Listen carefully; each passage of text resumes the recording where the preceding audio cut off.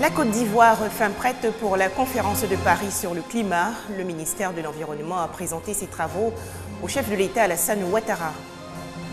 L'école normale supérieure veut participer à la réussite de l'année académique 2015-2016. L'ENS a pris part récemment à un séminaire de formation des formateurs à Yamoussoukro. Enfin, regain de tension en Centrafrique, 9 morts et plus de 80 blessés dans des affrontements à Bangui, la capitale. Bonsoir à tous et bienvenue dans ce journal.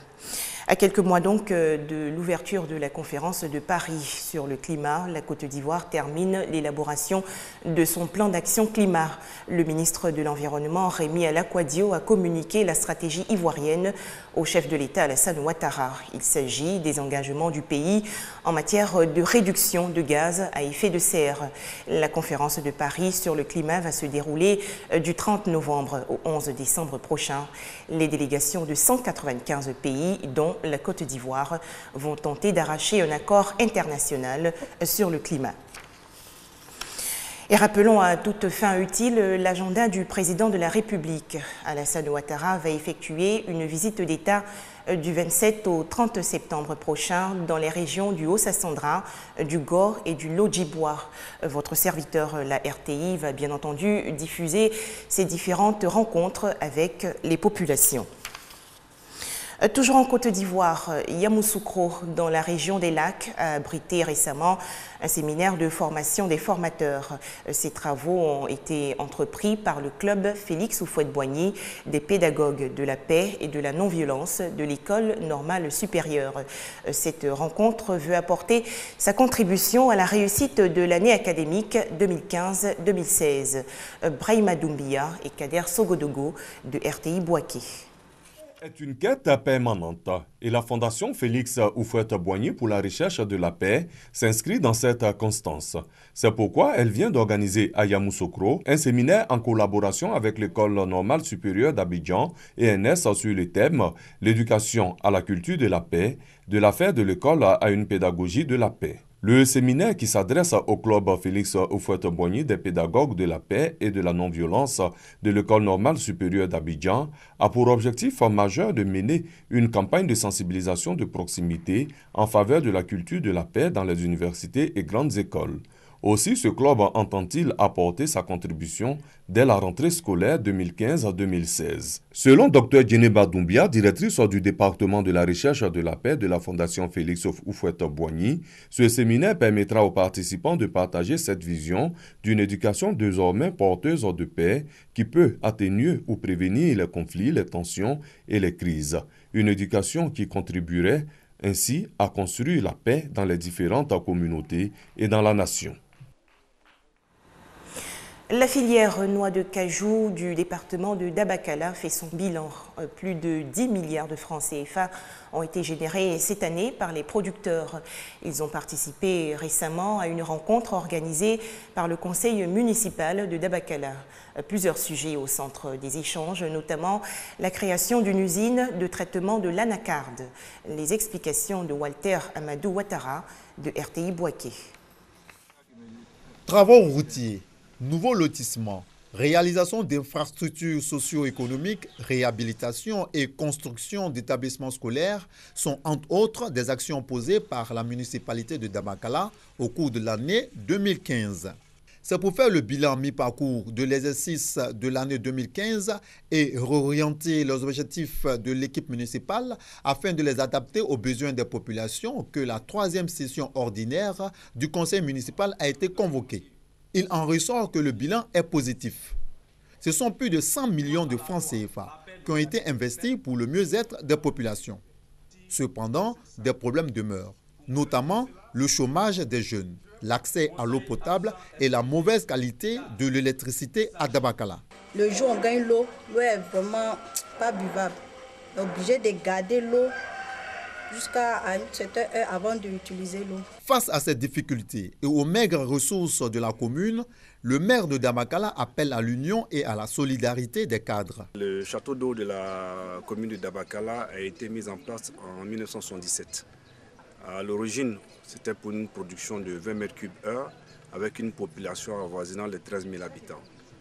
En 2015, nous sommes environ à 70 000 habitants. Vous comprenez aisément que le château d'eau n'est pas suffisant. Nous fondons un espoir sur la visite du chef de l'État et nous pensons qu'avec cette visite, nous pourrons poser avec acuité nos problèmes. Région agricole, ce sont plus de 10 milliards de francs CFA qui ont été générés cette année par la noix de cajou. La création d'une usine de traitement de la noix de cajou est donc souhaitée par les populations Djimini Djamala. Au chapitre culture, la finale du concours national dénommé Juristes en herbe. Cette compétition met en confrontation les différentes universités publiques et privées de Côte d'Ivoire. La finale 2015 a donc opposé l'université Félix Houphouët-Boigny de Cocody à l'université Peleforo Gon Coulibaly. La rencontre s'est tenue à Korogo, dans la région du Poro. On retrouve Brahima Doumbia et Kader Sogodogo de RTI Bouaké. Pour la finale de la 6e édition du concours national juridique dénommé Juristes en herbe, 2 équipes étaient en compétition à Korogo. Il s'agit de l'équipe de l'université Félix Houphouët-Boigny, baptisée La Constitution, et celle de l'université Peleforo Gon Coulibaly, surnommée La Loi. Les candidats ont compétit dans 6 rubriques, la culture générale, le relais, le duel, les questions écrites, l'identification et l'exposé oral. Toutefois, il est important de souligner la qualité du jury composé de l'honorable Dela Goulé, juge au tribunal de première instance de Korogo, Dr Kiki Némé, enseignante-chercheur, et Mme Tokwa Constante, juriste et directrice régionale de la clinique juridique, section de Korogo. Au terme de la compétition, c'est l'équipe de l'université Peleforo Gon Coulibaly qui est sortie vainqueur avec 500 points face à l'université Félix Houphouët-Boigny avec 460 points. C'est à juste titre que l'université Gon Coulibaly de Korogo a été consacrée championne de la 6e édition du concours national de culture juridique dénommé Juristes en herbe. Le Centre d'action culturelle d'Abobo rouvre ses portes. Cet espace de divertissement et de promotion de la culture ivoirienne était non fonctionnel en raison des travaux de réhabilitation entrepris. La cérémonie d'ouverture officielle s'est déroulée en présence du ministre de la Culture et de la Francophonie, Maurice Bandama. Le Centre d'action culturelle d'Abobo fait peau neuve. Après plusieurs années de fermeture pour travaux, l'édifice retrouve une seconde jeunesse avec un bâtiment entièrement réhabilité et équipé en matériel multimédia et de sonorisation. Relooké par le gouvernement avec le soutien de partenaires, notamment l'Institut Goethe et l'Institut français, le Centre d'action culturelle d'Abobo offre plusieurs commodités. Une salle de spectacle de 500 places et une salle de conférence d'une capacité de 100 places. La directrice Hortense Bekouin-Zagbayou a dit sa reconnaissance au ministre Maurice Kwaku-Bandama. Avec ses acquis, le CACAB se veut un véritable foyer culturel et artistique à Abobo et en Côte d'Ivoire à travers sa nouvelle vision. Notre ambition est de faire de ce centre un incubateur de talents. Pour le ministre de la Culture et de la Francophonie, cette date marque le début d'un vaste programme de création de centres culturels intégrés sur l'ensemble du territoire national. L'art n'est pas vain. L'art n'est pas un métier indigne. La culture est un secteur qui produit des richesses. Et c'est cela l'engagement du chef de l'État. Faire du secteur de la culture un des piliers de notre renaissance. Créé en 1982, le Centre d'action culturelle d'Abobo a pour mission de contribuer efficacement à la promotion de la culture et à l'émergence d'artistes de toutes disciplines. Des valeurs artistiques de la Côte d'Ivoire, notamment Adama Daïko, Adrienne Coutouin, Abbas, Gou Michel, sont passés par ce centre.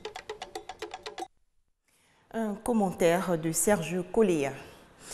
Un accident tragique a endeuillé la Tabaski et le Hajj 2015. Une bousculade a fait 769 morts et 934 blessés à Mina, près de la Mecque. La Côte d'Ivoire enregistre 14 morts et 77 disparus. Des précisions de Michel Digré. Le drame qui a frappé ce jeudi la communauté musulmane a fait des victimes parmi les pèlerins ivoiriens qui effectuent le Hajj en Terre Sainte. C'est l'information qui a été révélée par l'imam de la Grande Mosquée de la Riviera à la délégation de parlementaires venus s'enquérir de la situation des pèlerins ivoiriens en Arabie Saoudite. J'ai appelé le cheikh dont j'assume l'intérim parce qu'il est à la Mecque, au cœur du drame là-bas. Il m'a dit qu'il y aurait des Ivoiriens dedans. Parmi les défunts, dont on estime le nombre à 14, ce n'est pas sûr encore, et qu'il y en a également parmi les blessés, dont on ne connaît pas non plus le nombre. En ces moments douloureux, l'imam de la Grande Mosquée de la Riviera a une pensée pour les parents des victimes. C'est une épreuve très difficile. Très difficile, pas pour le défunt. Dieu leur a pardonné déjà le fait qu'ils soient là-bas en tant que pèlerins. Ils sont pardonnés, ils sont accueillis dans sa paradis. Mais les parents qui sont restés ici, c'est ça, ces parents-là. Il y en a qui ne savent pas quel est le sort de leurs parents qui sont là-bas. Face à la tragédie, la délégation de parlementaires a témoigné la compassion du président de l'Assemblée nationale de Côte d'Ivoire à l'endroit de toute la communauté musulmane. Ce drame, l'Assemblée nationale, qui est la représentation nationale, ne pouvait pas rester insensible. Nous allons prier ensemble aussi pour que leur âme puisse reposer en paix. Prier pour que les Ivoiriens, les nombreux fidèles Ivoiriens qui sont partis à la Mecque, puissent nous revenir sains et saufs. Pour cette année 2015, ils étaient 5600 pèlerins ivoiriens à se rendre en Arabie Saoudite pour accomplir le Hajj, l'un des 5 piliers de l'islam. Le régiment de sécurité présidentielle dissous au Burkina Faso. Décision prise hier en Conseil des ministres. A noter que la disparition du RSP à l'origine du récent coup d'État militaire dans le pays était réclamée depuis plus de 15 ans par la société civile et certains partis politiques burkinabés. Des affrontements aujourd'hui à Bangui, en Centrafrique, après la mort d'un jeune taxi-moto. Un bilan provisoire fait état de 9 morts et plus de 80 blessés.